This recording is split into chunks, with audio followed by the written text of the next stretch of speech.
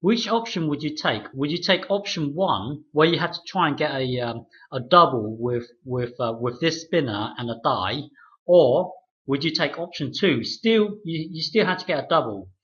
You've got this spinner and this spinner here. Oh, this spinner is pretty much the same as this, but the outcome is only 1, 2, and 3. So you would spin this and which well it could land equally on 1, 2, or 3. Okay, so basically it's pretty much the same as this, but here you've got 4 outcomes. Here you've only got 3. Well, anyway, option 1 you still have to get a double.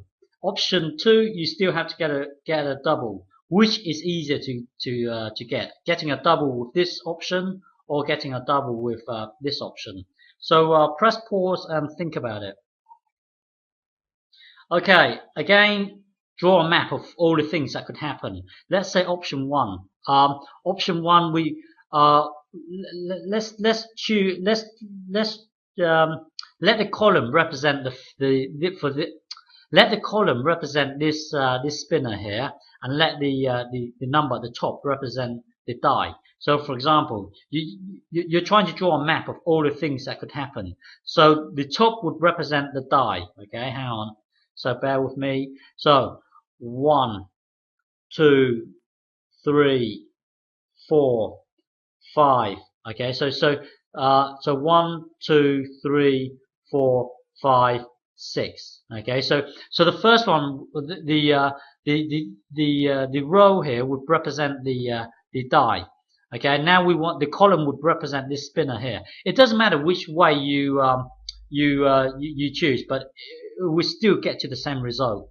So here, let's do a spinner. 1, 2, 3. So there are 4 outcomes for the spinner here. 1, 2, 3, 4. Okay. Now we want to get a double. So this would be good. This would be good. This would be good. This would be good. Well, that's it. Pretty much. Yeah. That's it. So probability of double here. Double equals well, there are only 4 possible routes that satisfies our initial condition here, which is getting a double. So 4 would be here. Well, how many possible routes are there? Well, there are 6 here, 6 here, 6 here, 6 here. So that's 24. Okay, so yeah, so divide top and bottom here by 4 here. So this here would be 1, and then divide this by 4. So this here would be 6. So it's actually a sixth. A sixth of the probability of us getting a double would be a sixth for the first option. So now analyze option 2. Again, draw a map of all the things that could happen.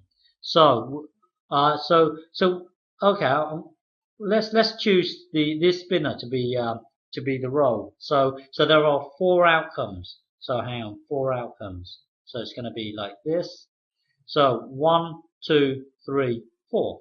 Okay, and this would represent our spinner here. So there are 3 outcomes. So 1, 2, and 3. Okay. So double.